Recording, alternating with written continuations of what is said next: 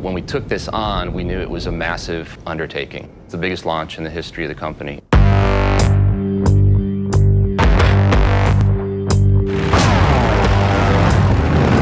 One of the primary ethoses that we follow is form follows function, but both report to emotion. You have to really look at every element of the motorcycle and execute it in a way that speaks to our ethos, which is authenticity, 115 years now of legacy.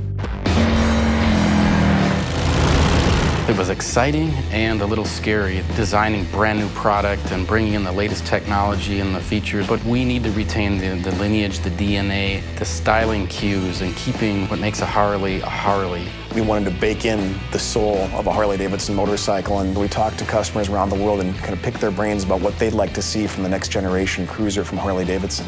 They want tradition, but they also want technology. They wanted to experience the best of both worlds, and that's what these motorcycles deliver.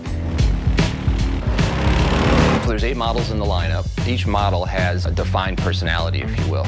It's about fit and it's about attitude. And they each have their own unique feel, and it will be different for each customer. They'll find the bike that they'll fall in love with. These are game-changing motorcycles. Everything about these motorcycles is an improvement over what our current bikes are. People's minds are blown.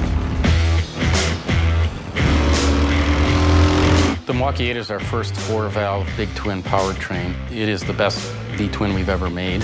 We did some benchmark testing against our current twin cam high output 103. That Milwaukee 8 rider is going to be 3 bike lengths ahead of the twin cam rider from 0 to 60. From 60 to 80, you gain another bike length. It's a substantial difference in terms of acceleration and power.